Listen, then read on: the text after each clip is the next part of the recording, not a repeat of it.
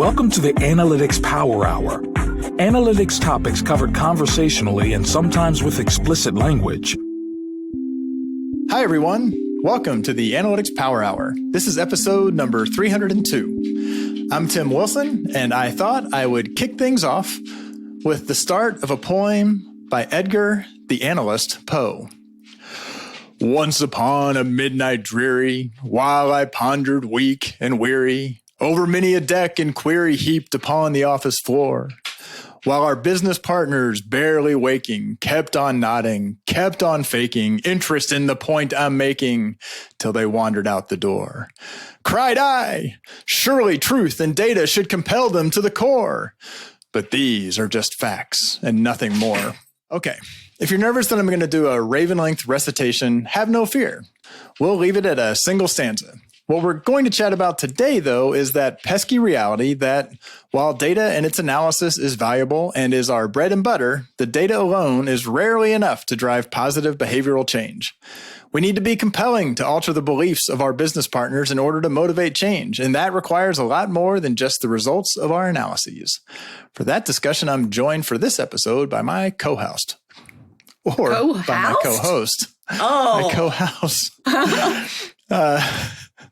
Moe Kiss. Moe, are you pronouncing any words funnily like I am today? Oh, well, to be fair, I'm not starting off with a poem with a dramatic reading. So, I feel like my job's a lot easier today.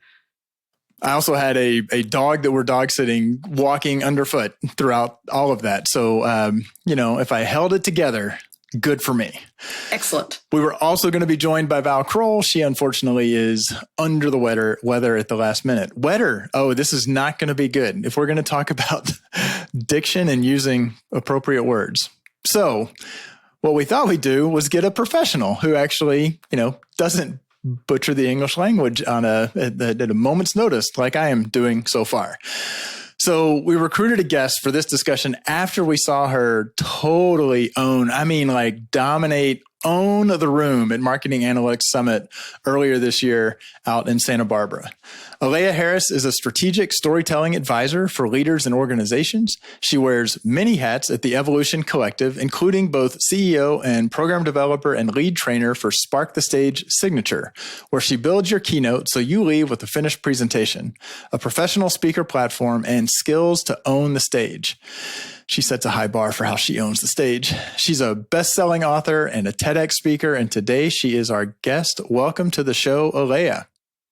Thank you so much for having me. I really love speaking at Analytics Summit, but I think I might have loved that poem maybe just a little bit more. So that was one where there was an AI assist, but then I had to do a heavy edit. So I did practice my dramatic reading a couple of times. So it showed. It was quite showed. Good. And then I also would like to lower expectations for all of your listeners. I make no guarantees that I will say all of my words properly either. So just in case that was a requirement. Well, I started by setting the bar pretty low. So, well, we're thrilled to have you. And Thank you for having me.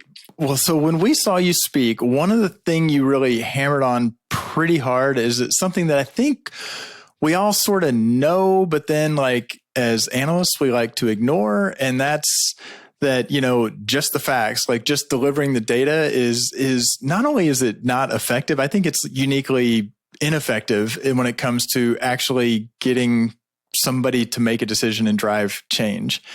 So if that's a fair way for me to put words in your mouth, can you maybe talk about that a little bit? Why are stories so critical when it comes to delivering information in a business context? You put words into my mouth beautifully and wonderfully. I'm here for all of that.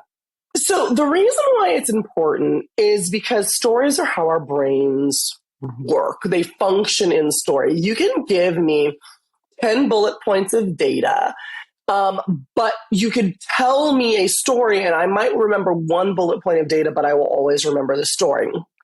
I tell this story, which is a true story, about how I say a former life, but then I'm also very woo. So I think sometimes people mean like I meant like, back in like the 1800s when my name was Melissa. Like, no, I mean like earlier on in my career, I was a private chef. I was a private chef for lots of celebrities, and one of them was Stevie Wonder. And one of my favorite moments was we were in Utah because he was singing with the Mormon Tabernacle Choir, of which I had a front row seat to their rehearsal concert. It was an amazing thing. But I remember the night before, a bunch of us were in his hotel suite. I was sitting on his bed and he was like doodling up a song on his phone. And I started like doodling it with him, and I was like, "Oh my God, am I making a song with Stevie Wonder? Is that?" Don't worry, it's not on anybody's record. I asked if we were gonna like get this out into the world. He probably laughed at me. But then the more that I really honed in this situation, I mean, he was adding in lyrics and beats and melody, and we were like just doodling up a song, and I took me a second to remember that this man is not sighted, right? Like, I was looking at him, doing everything he's doing, thinking it's all normal, talking to him, engaging with him like I would a sighted person, but he isn't one. And I take a pause for a second and be like, wait a minute.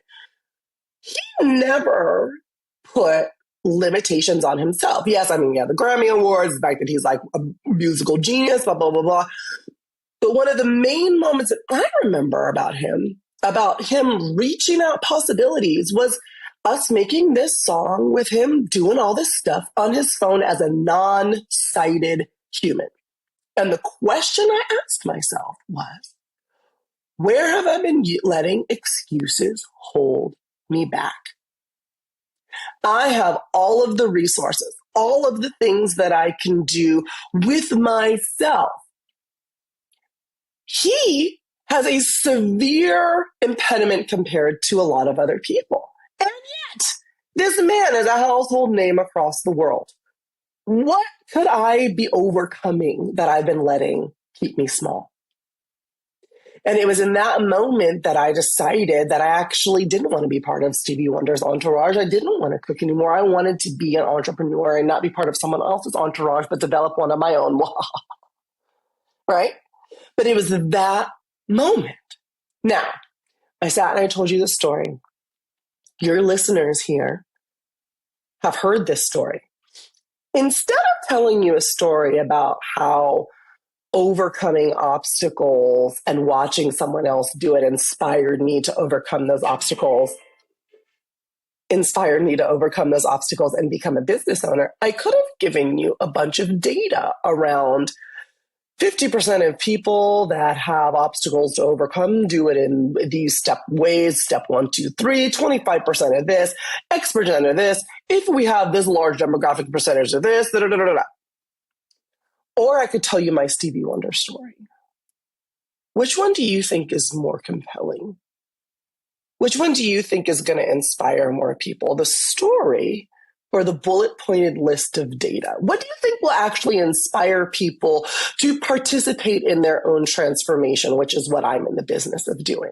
And which, spoiler alert, all analysts are in the business of doing. That's why you're analyzing things in the first place.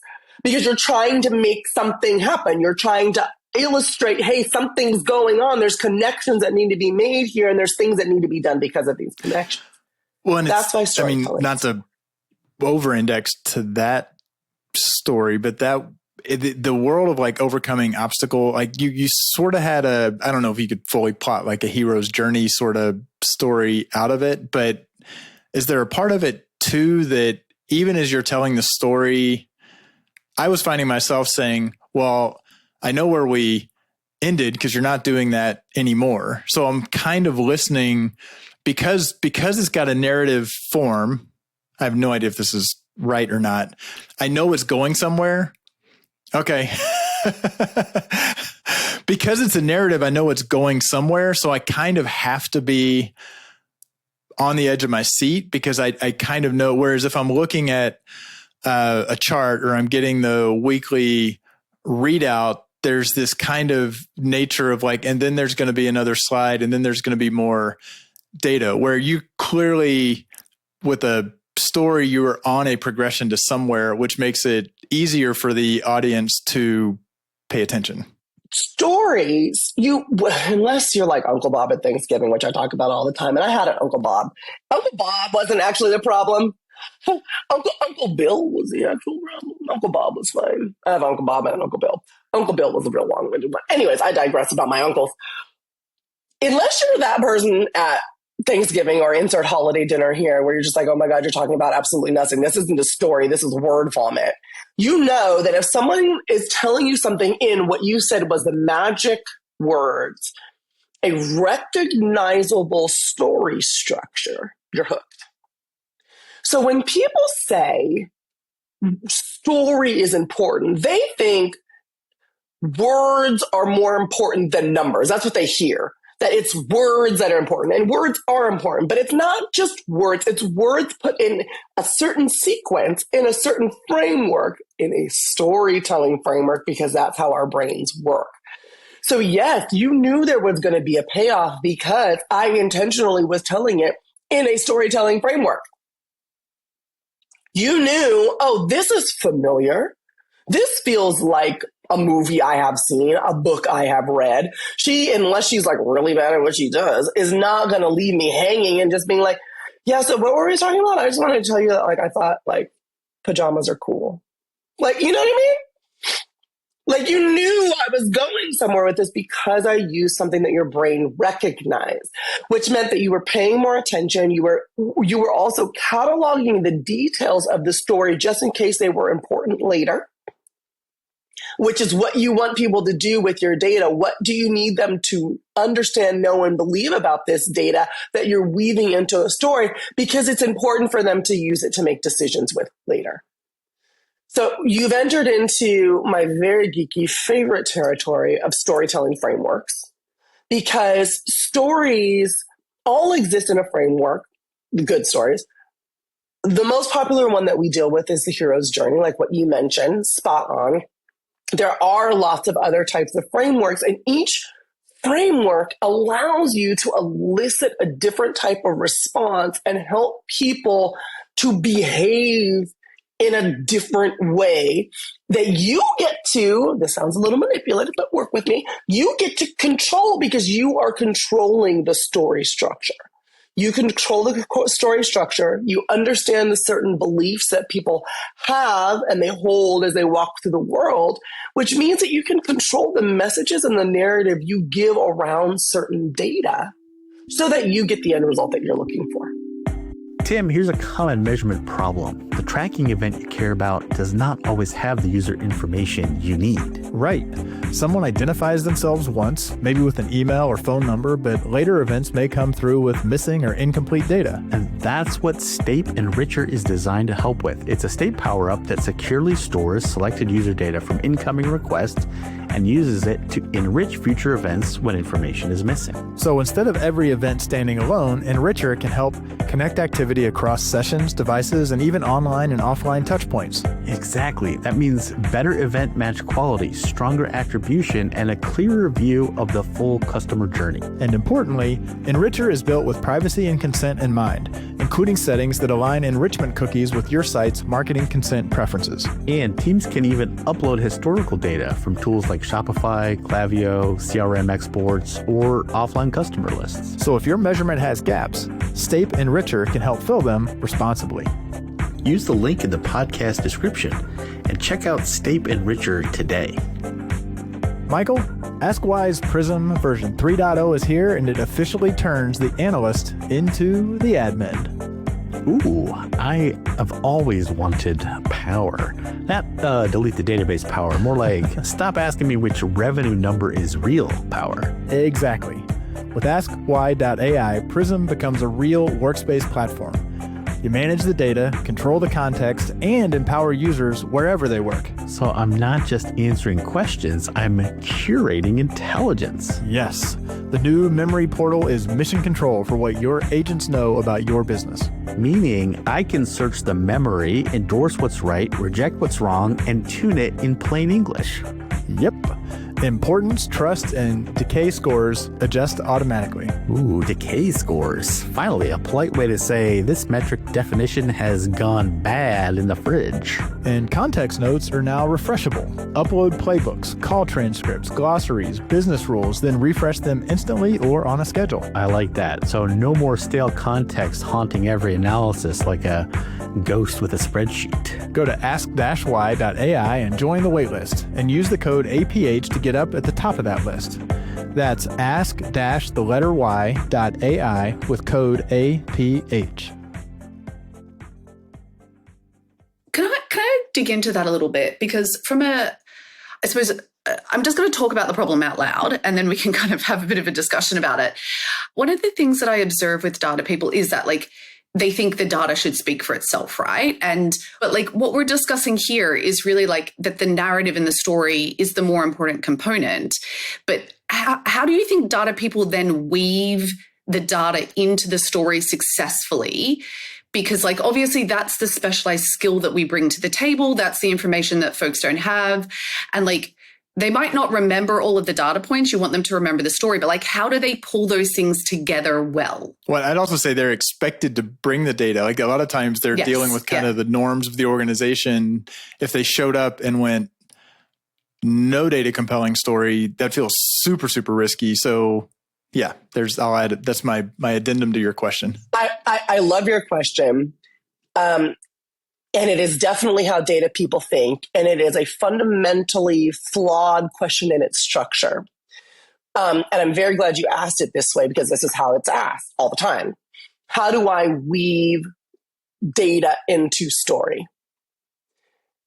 What you really need to ask yourself is, how do I create a story from this data? What is the data trying to tell me?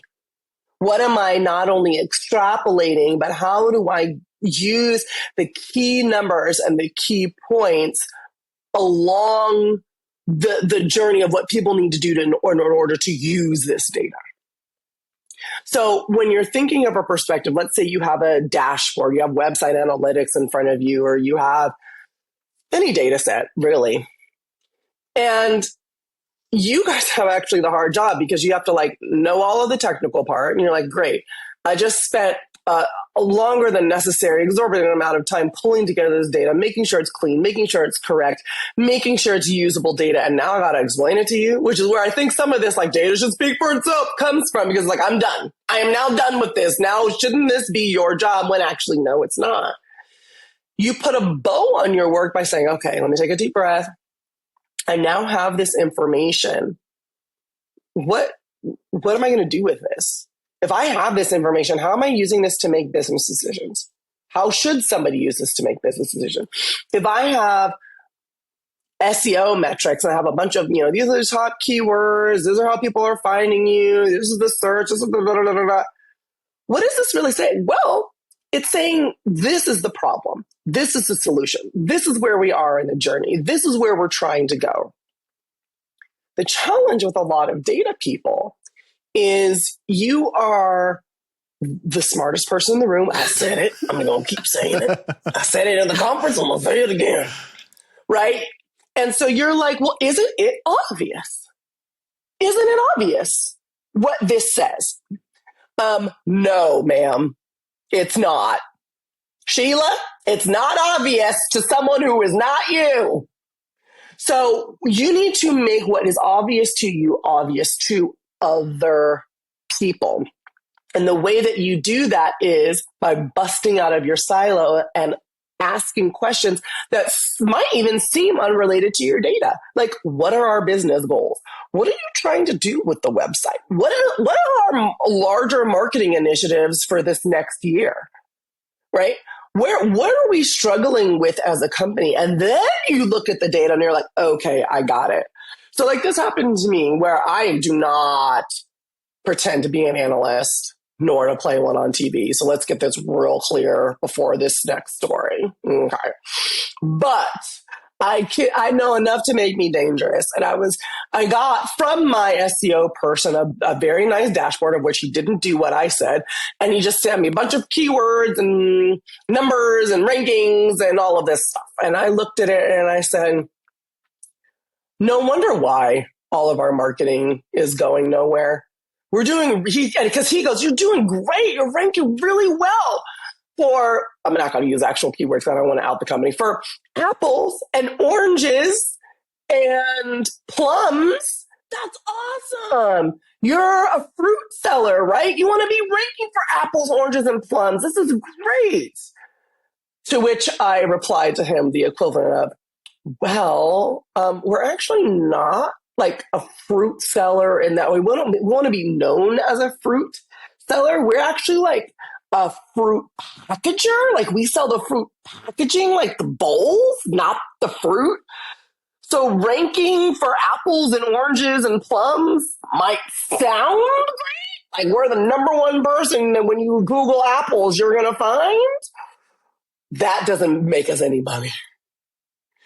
So you then, as the SEO person, need to be able to look at data because you know that we actually want to be ranked for the bowls, not the apples. And it'd be like, oh, I understand our marketing objectives. I understand our business objectives. I actually know that this data is bad, says bad things, even though we're number one, page one. The SERP is banging. Our name is everywhere for the wrong thing. Our content strategy was wrong and bad and all over the place. And wouldn't it have been nice for my SEO person to know that before they came to me, who was the CMO?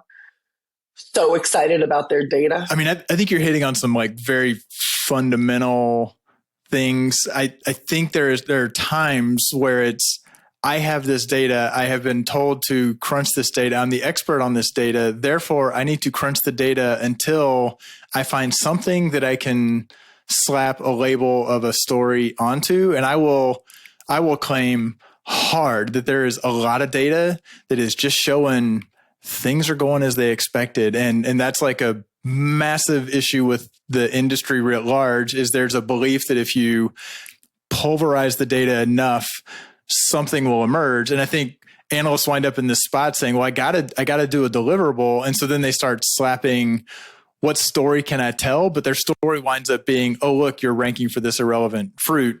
Or you're ranking for fruit when that's not what you're selling. But that kind of pairs with the flip side, like really asking, not even starting with the data. I would think it's not start with the data and what stories it's telling me. It's starting with what is the real problem I'm trying to solve, or what is the real idea that I'm trying to validate. To me, and then I may go to the data, but then I've got kind of the kernel of a story because I kind of know at the front, what a couple of alternate endings. The ending is either go spend more money there or spend less money there or whatever it is. I've kind of outlined some possible endings to the story. Then I'm using the data or the experiment or the research, whatever it is.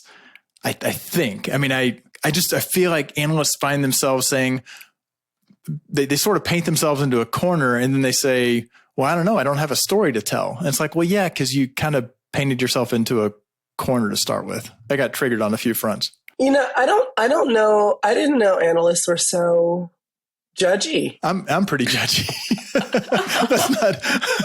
let's not paint too broad of a brush. And I say that in the way like you're judging your story as your data as bad, as it telling like a bad or unnecessary story.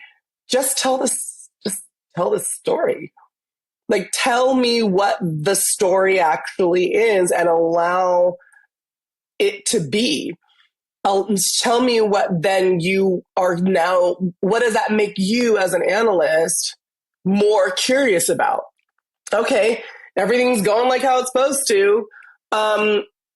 Is this the direction that we want to take it for the next 5-10 years? Tell me now, CMO, this is what you told me you wanted to know. We're ranking for these things. We're ranking for those things. It's all good. I can leave it at that. Or I could say, yeah, we're ranking for these things. And what does that mean? often analysts are supposed to be the source of truth, and I would have loved it and love it more when I'm working a fractional basis as a CMO if analysts asked me more questions. I guess depends on the personality of whoever you're working for, right? But if the analysts that I have had been like, great, here's the information, it's what we expected. This is, ranking here, this is what this is saying. This is the story that is telling the story that we are the best in the market. We are the worst in the market. We're ranking high for these keywords. The money that you wanted to spend on, additional whatever you can spend. Great. I would love then the next thing to be like, now tell me, this is great for right now. What about next quarter? Like, is this what we're still trying to do? Because then I can start monitoring this in place and then use your freaking brain. Do the analysis. This is how you get to do the analysis that you want to do, by asking me the questions in advance and not being so reactionary. So then you're not just the storyteller, you then become the story author, which makes you a more valuable employee for me as a marketing lead. Because you're now my partner. You're the person who is asking, because I might know what I'm doing, but might not know what I need to be looking at to know in advance what the signals are to tell me if I should be moving in this direction. If I'm moving in a certain direction, the early signs that it's working or not working, you know that. So ask me the question so you can know what to monitor, you can know what to measure, so you're not coming back to me every month saying, looks great. Because I've had that too. It's annoying. I might have tried to start an entire consultancy based on the premise that you need to do more talking and interrogating of the ideas of the people in the company and before you jumped into the data. So I am, my heart is singing because you just sort of put on another hat of like the CMO hat.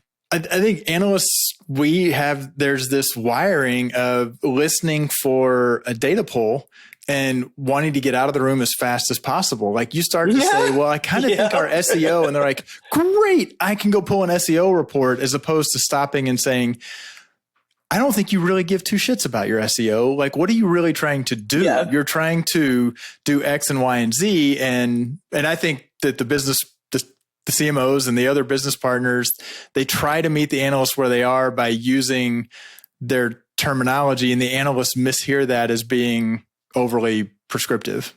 Okay. I'm off on a rant. Can I pivot things a little bit? It's okay. I'm right there with you. You just said something, Tim, that I want to dig into. They want to get out of the room as quickly as possible. And Aleya, one of the things that I just really observed, both watching you present and talking to you now, is like this absolutely infectious enthusiasm. And just like Tim said in the intro, right? Like you own the stage. And I suppose one of the things that I'd love to get into is like, yes, the story is important, but it's also how you tell it, especially if it's like in a presentation format. So like, how did you develop that skill? Like, I'm someone who didn't used to do public speaking. I was petrified of public speaking. I had to really put in a lot of energy and learn how to do it. And I feel like maybe we had a similar tact where like, I just took all my nervous energy and tried to like channel it into enthusiasm. But I do feel like there are so many folks who like, it is such a daunting thing. And like, if you tell the story in a really average way, people probably still won't listen, right? Like they might remember a bit of it, but it's like so much of why you're persuasive is how you tell it. So like, can you share like your tips and tricks on that part? Well, first, that is true, but the framework, once you learn the actual storytelling frameworks, it does a lot of the heavy lifting for you. Even if you have a monotone voice, even if you're not super energetic, the framework does a lot of heavy lifting. So when I work with people and I help them put together their keynotes and I help them get on stage and feel confident on stage, I always ask them to create videos and we critique them and their delivery. And the very next thing I say is, and don't try to be me, because if you have a great gregarious personality, then great. Like I am like this all the time. I don't This is not like how I am on stage, how I am on the podcast. I'm like this all the time. It's a lot, I know. But it's that's how I am on stage because that's how I am in life. I don't want an introvert who is normally a much more serious, put together individual to try to then emulate my style. They're going to be awkward and everyone's going to feel awkward in the audience, right? That's not going to work. So I want them to use a storytelling structure and then find their voice. A lot of times people feel insecure with speaking because there's a lack of clarity. And a lack of clarity causes and or masquerades as a lack of confidence. And there's more that you need to be clear on than you think that you do. It's not just, what am I going to say? Like, what are my bullet points? What's my message? Like, that's very important. But you need the more data points you can be clear on. I couldn't help myself. The better. So, yes, what is your message? Are you crystal clear? But why are you delivering that message? Why are you standing in that room right now? Why are you the only person that can deliver that message right now to these human beings? Why do you deserve to be listened to? Why is that message at this time going to cause someone else to participate in their own transformation? Those are the types of things you get clear on. And so it doesn't matter whether you are a jokester, doesn't matter if you're serious, doesn't matter if you have some other personality type. If you are clear on why, on the whys, you're clear on the what, which most people actually are a lot clearer on the what than they give themselves credit for, right? Like, you know what you're going to say. That's actually the easiest part. It's the whys that they need to work out. And then once you do that, then you get clearer on what do I do with my hands, right? Your physical body in space. How do I want to show up? If I show up with my hands like this or standing like this, how will I be perceived? Okay, if I show up still me, but I hold my hands out, how am I perceived? And you start then becoming curious about how bodies look in space. Like, you walk down the street and you see someone with their hands on their hips. What do you think that they're feeling? You walk down, you see someone like waving their hands, flailing in the air. What do you think that they're feeling? Right? And you start understanding, oh, I'm actually clear on the story that bodies send. So now I'm clear how to hold myself in space. And now I'm clear on why I'm there. I'm clear on what I'm saying. And most importantly, I am clear that, and this is true again, no matter what you're talking about, I am clear that in this moment, at this time, I will make a difference in someone else's life with what comes out of my mouth. I will.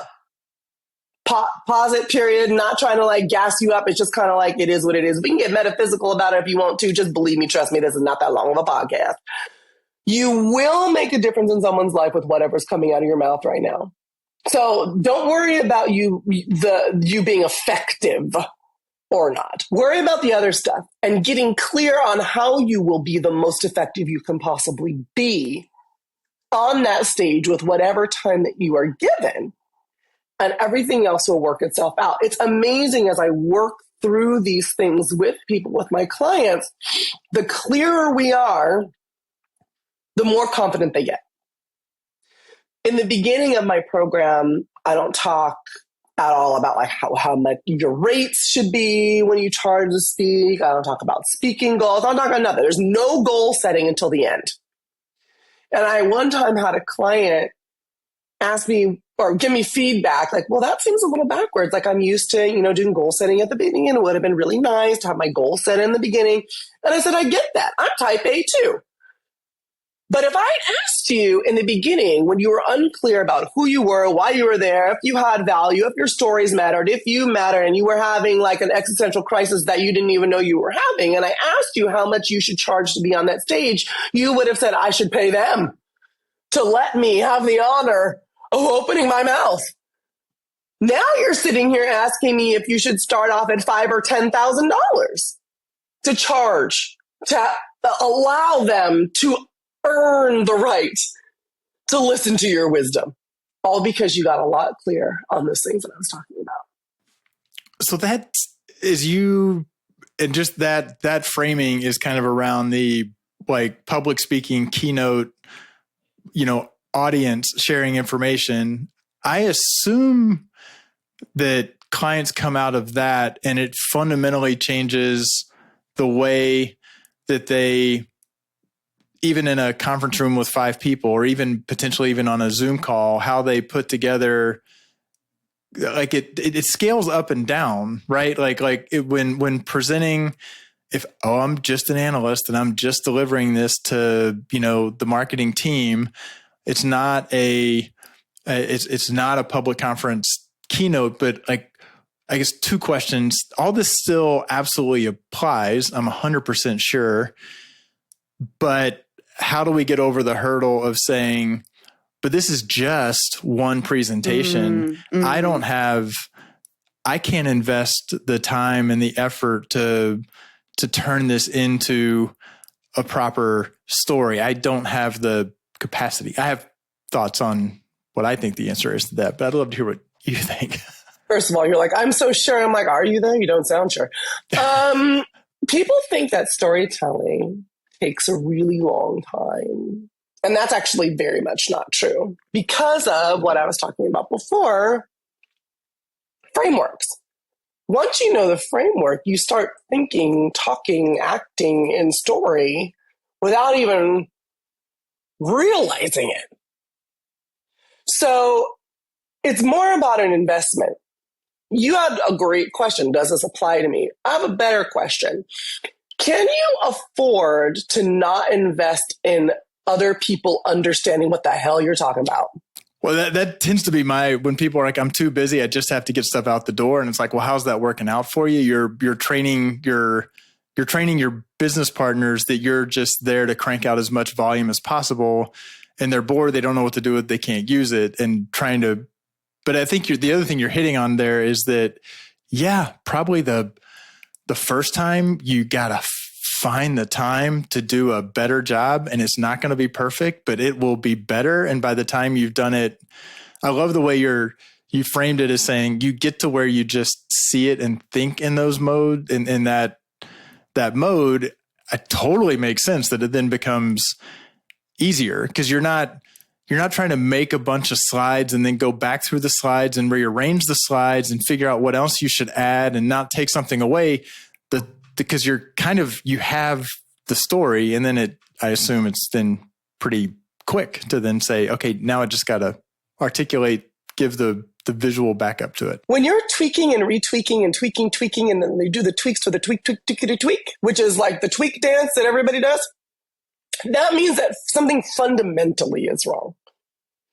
That means that fundamentally you are insecure about the structure of the way you're going to present this information. Oh, you don't know what or why. Yeah. You don't know what, you don't know why, you don't know how, you don't know nothing. All you know is you got some numbers that somebody asked you to tell them about, and you have no idea how to do that. Just how numbers work in a very logical way, stories are the same. People often view them as like opposites, like words and numbers, require different parts of your brain.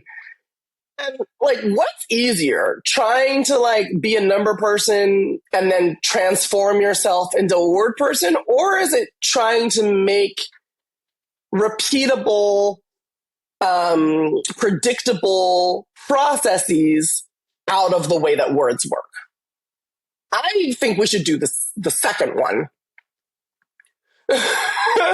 And that's by using structures and frameworks that are repeatable, have worked. And it's not like, oh yeah, they worked like this is the new 2026 TikTok trend.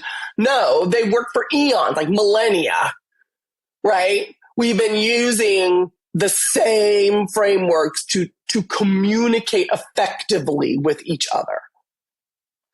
And so once you realize that, you're like, oh yeah, I can use a story framework because it doesn't sound so like woo woo. Oh, that's what marketing, like the marketers do. Like, no, it's how an effective leader communicates. And then if you're money motivated, like I am, think about it this way. If you want people to understand you as a strategic thinker, if you want people to understand you as a true people, data, and information leader, you should use story. Because strategy is just the ability to put a bunch of random stuff together in a framework and make it work. How are we getting from point A to point B? Oh my God, doesn't that sound like Once Upon a Time all the way to the end? So tell me, if you were a data person and you're listening, like, I feel like you're going to have a lot of folks nodding along to everything you're saying, but like, let's say tomorrow. I sure hope so. And if you're not, rewind it, listen again, email me if you have questions, because if you're not nodding, I've missed you and we're trying to bring everyone along on this journey. Do continue, Mo. I love that. I love that though. So tomorrow you're sitting down at your desk, or today you've listened to the episode and you're like, okay, but practically, how do I do this? Right? Like, how do I sit down?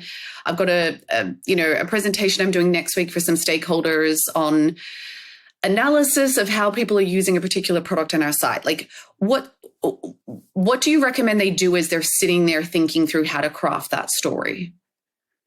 Okay, if it's for real tomorrow, we ain't got a lot of time. So I'm going to give you the short version. Well, they're sitting down tomorrow. The presentation's not for a week or two. Yeah, so, yeah. Okay, there we go. I would recommend you start simple still. What's the beginning, middle, and end of how the information should be used? Because you're not telling a story just... Let me back up. When you're telling a story, you can tell a flat story that no one cares about, which I don't recommend. I don't recommend you say, this morning I woke up, I did my skincare, and then I got dressed and I left the house. The end. Like, what? Like, that's not even like, it doesn't have the elements. I mean, technically at the beginning I woke up and I said the ends, but there's no purpose to the story.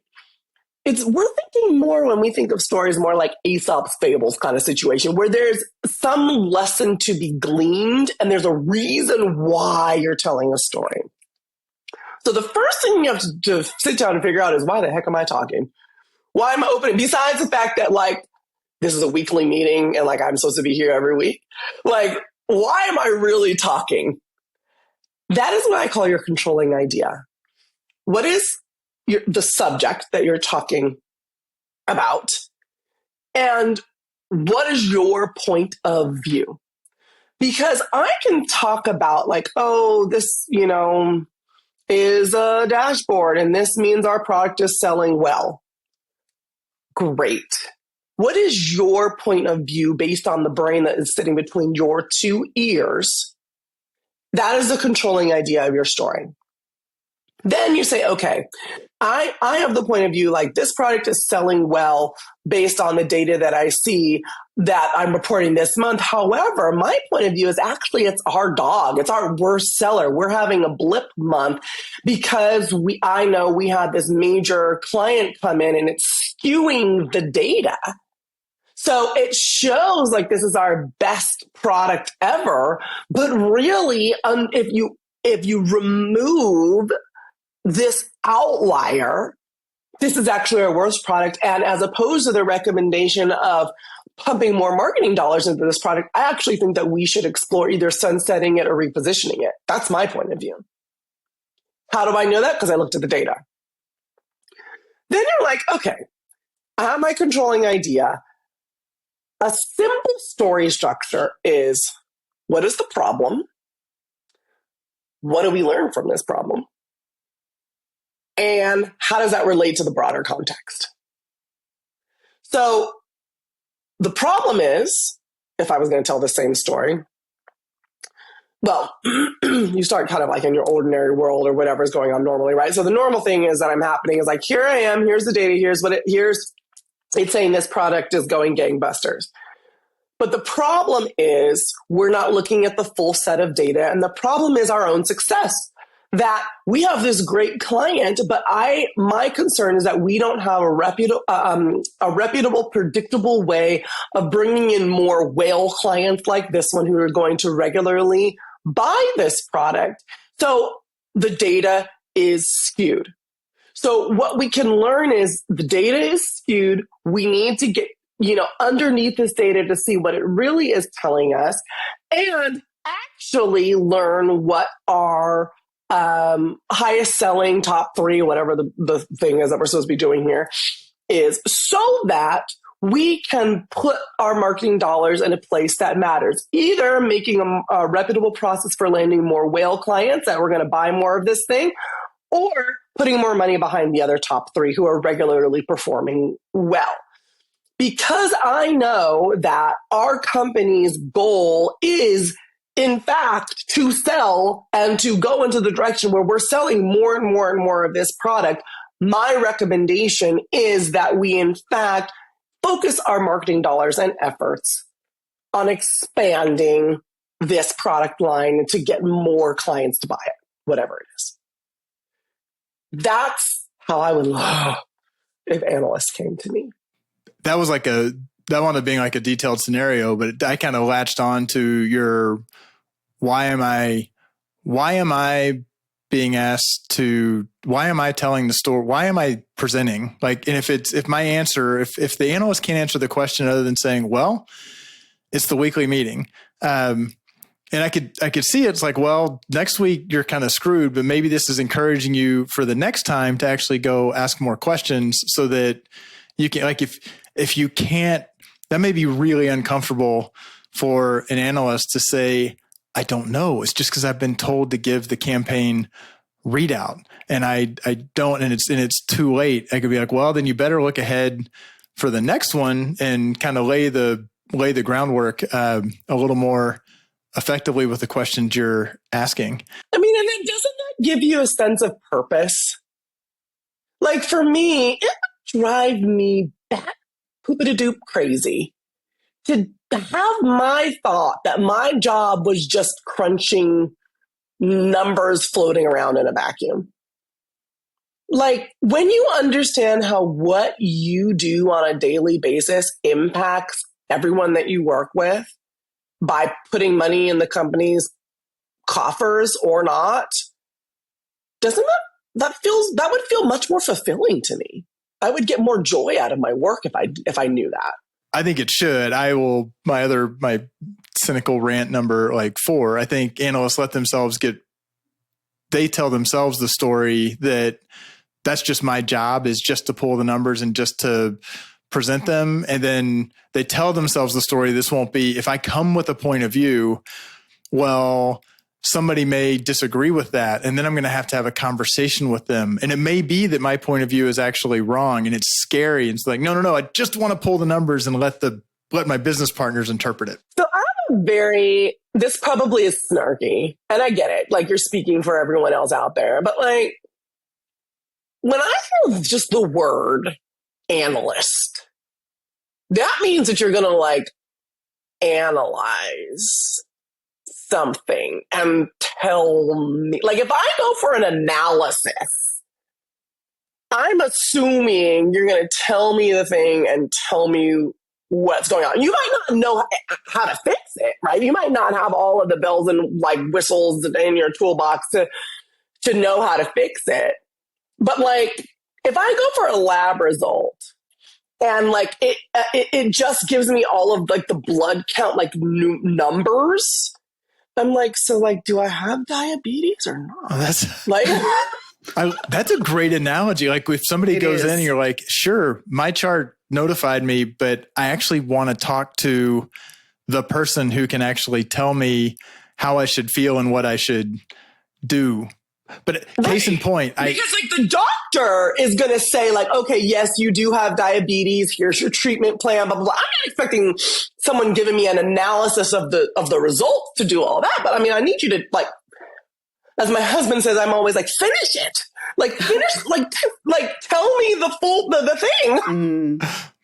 Well, and this is, let's see if I can tell it generically, because it was at the conference where we saw you, and there was a session that made my blood boil, where what he's about right to now, spill some tea, y'all. Generic tea, but it's still tea. It'll be generic. Somebody would have had to be there. Jim Stern will be. I wonder which one he was talking about. That because there's so much around AI, and somebody really stood up and proudly demonstrated how he had managed to set up all these agents so that he could now take his weekly reports to all his clients. And I won't say what the reports were about. He was kind of a consultant, and he could just automate it, and it would just like spit the report out itself. And it's the classic. I feel like people are starting to realize, I like to think I was saying it pretty early, that people were putting volume over value. And what he had done, he'd taken what he wasn't doing well, which this process he had that generated it's like that SEO report you were describing earlier. And he said, aha, guess what I can do? I can do that faster and longer. And I'm like, that's not actually helpful. Like there's no way. It's not.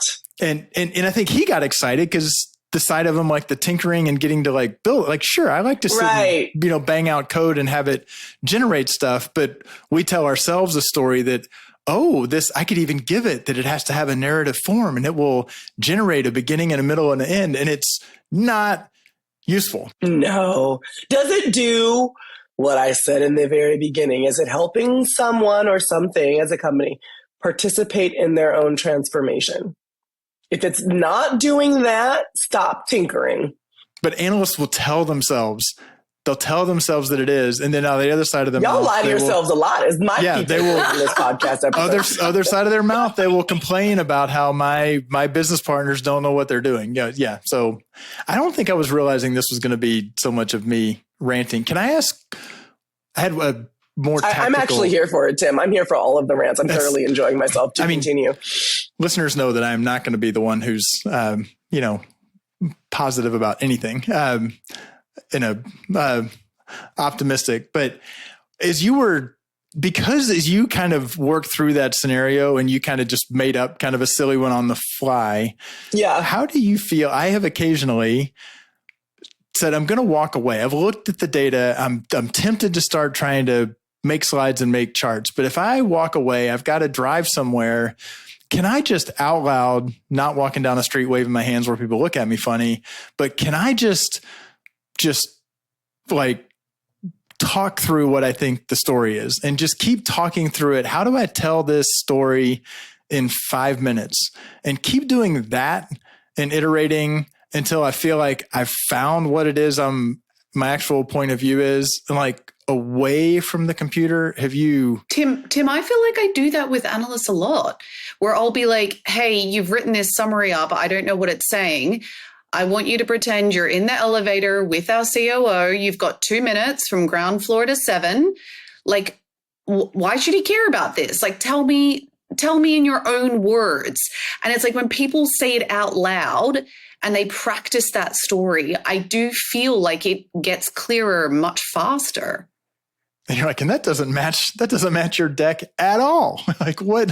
It doesn't often match what they've written down. Because people put in the deck the things that they quote unquote should be saying, the things that feel very smart analysty. But the smartest people are the ones who can make things sound the simplest. And the actual way to showcase your intelligence is to make the dumbest person in the room understand the most complicated thing you do. So I'm not saying that in this example, the CEO or whoever's the dumbest person in the room. However, when it comes to data, they're probably not as great as you are. Well, how are you going to do that?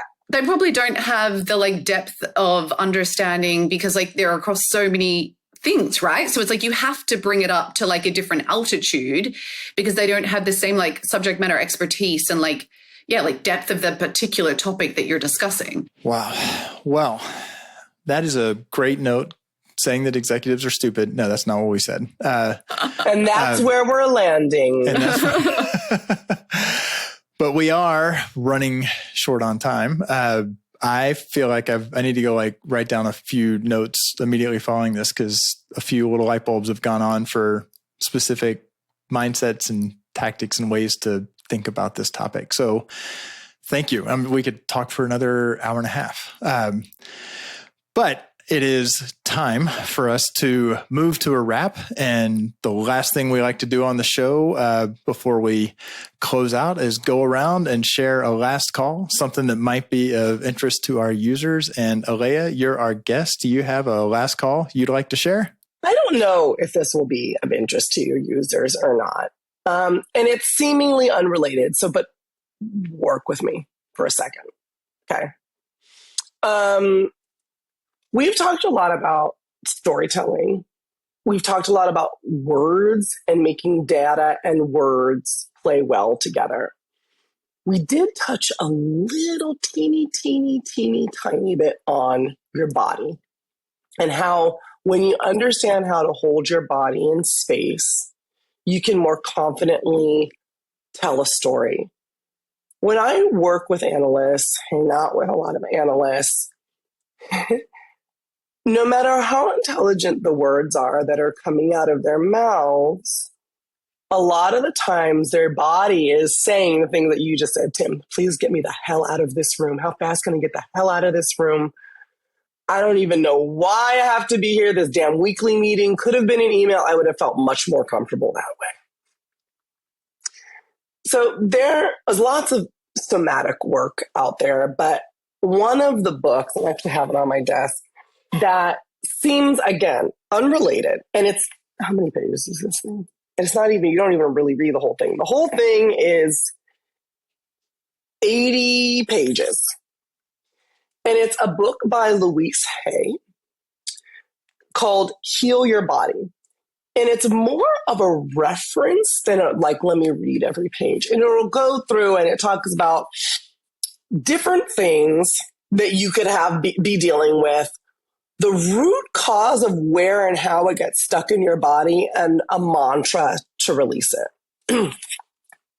To make sure that expectations are clear, saying a mantra is not going to cure an incurable disease here. That's not where we're at. But I'm giving you a starting place to think about your words, yourself, your purpose a little bit differently. So for example, let's say, I feel like I've flipped this open, like how people sometimes read the Bible. You flip it open to see whatever page is open, and that's what God wants to say to me today. Apparently, I opened up to see, and it says coughs.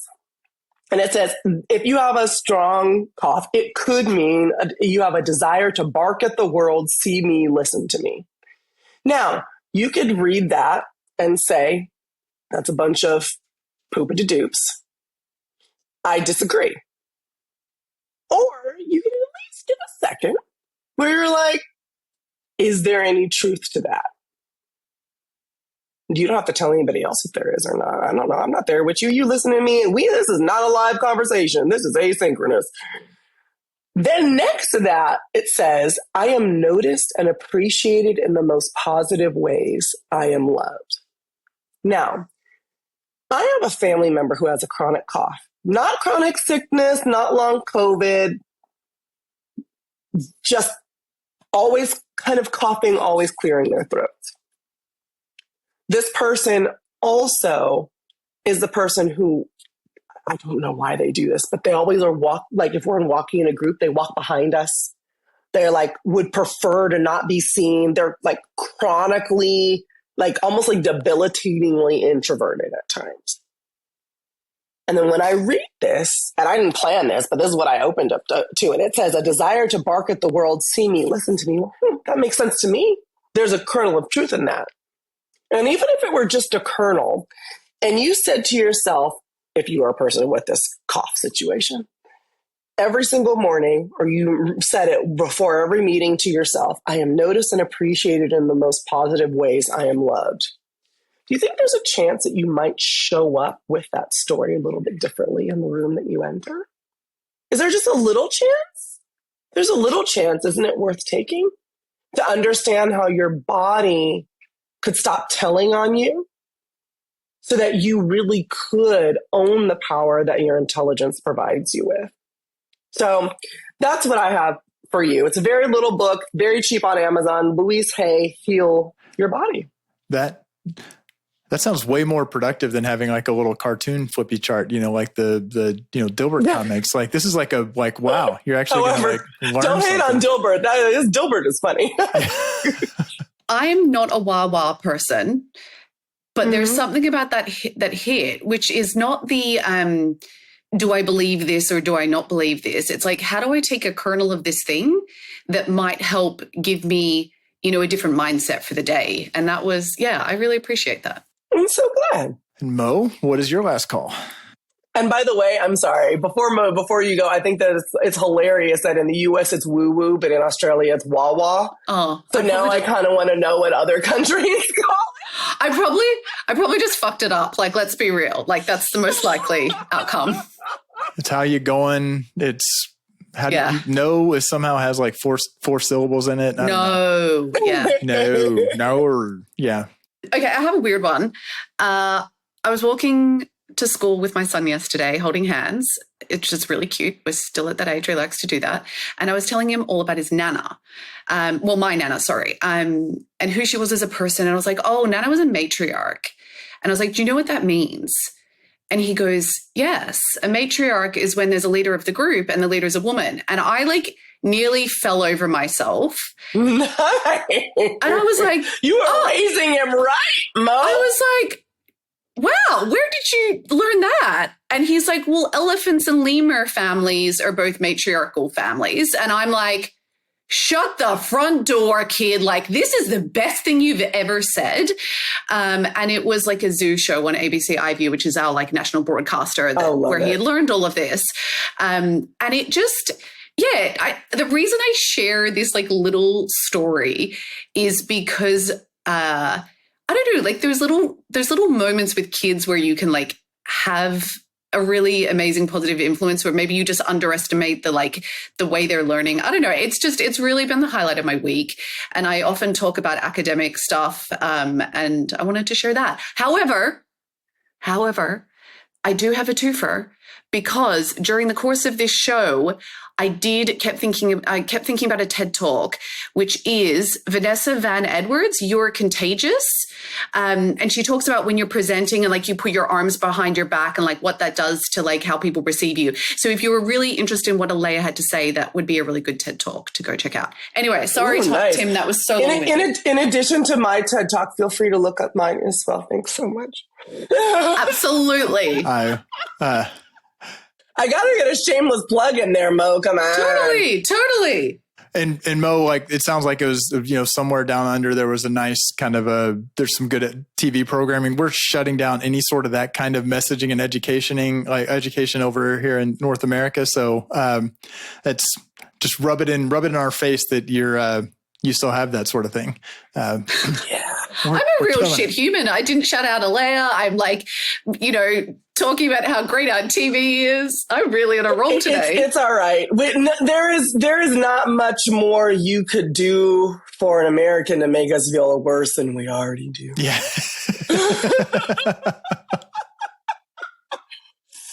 It's all right. Over to you, Tim. So, Tim, what's yours? Yeah, I was going to say, Mo, you're going to ask me what my last call is. Yeah, what's your last call? Jeez.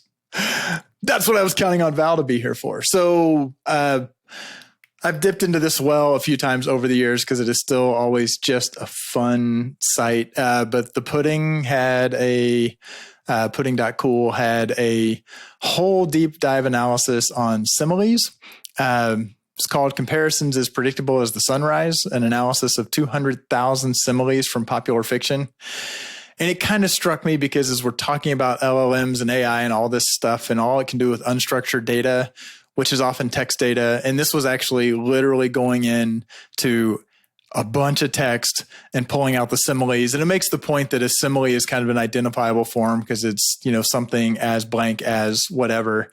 And as the Pudding does, it's got visualizations, it's got hilarious anecdotes. At the very end, it's got just a random, this will be like Aleya flipping open the book and reading a random thing. It's got a whole bunch of random similes like a as welcome as hemorrhoids at a rodeo, or as clear as a novel by Virginia Woolf, as funny as a guided tour through Dachau. So it's kind of like, and those are real things from literature. Oh my God, this is what I had to get. As comfortable as a trout on a marble slab, as graceful as a lobster playing soccer. This is awesome. We know what I'm doing. Instead of watching anime until my kid comes home, this is what I will be doing. Thank you so much, Tim. Yeah, you're welcome. It made me feel good that it was like, welcome as a pork chop in a synagogue. Oh, sorry, her tone as friendly as a bucket full of shit. I'm like, how did I land on that one? that's good. It brought joy. And those were humans. I'm sure AI could be asked to come up with these like wacky things, but those were from real human written stuff. And I got to the end. I was like, now what's at the end? And I'm like, well, now I can't stop reading these. So, oh my God, I'm sending this to 50 people right now. I cannot help it. All right. So that was a lot of fun. So Aleya, thank you again for coming on the show. This has been a wonderful discussion. I've loved being here. Sorry, I had a blip because I was still reading the article that you just talked about. I'm sorry. I'm back now. I'm back and I'm focused. I'm as focused as a dog chasing a bone. Like, I'm focused. All right. At this point, I think all our listeners have dropped off to go track down that pudding article, so they're not listening anymore. But if you are still listening, we would love to get a review or rating on whatever platform you listen on. If you would like to get a sticker to slap on your laptop or a mug or a water bottle, you can go to analyticshour.io and we'll send you a sticker. Love to hear from you. Reach out to us on LinkedIn, on the Measure Slack. Reach out to Aleya on LinkedIn as well. If you want to learn more, you can always email us at contact@analyticshour.io. And for whether you are realizing right now that you have a presentation next week and there is no story, or whether you're like, no, I know what the story is and it came to me while I was listening to this episode, no matter what you're doing, for myself, for Mo, keep analyzing. Thanks for listening. Let's keep the conversation going with your comments, suggestions, and questions on Twitter at @AnalyticsHour, on the web at analyticshour.io, our LinkedIn group, and the Measure Chat Slack group. Music for the podcast by Josh Crowhurst.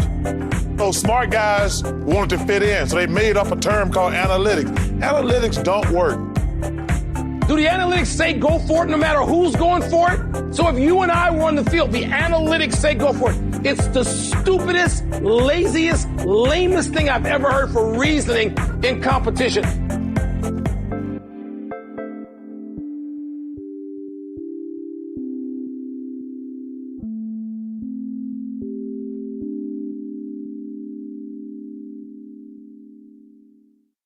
Rock flag, and we don't sell fruit.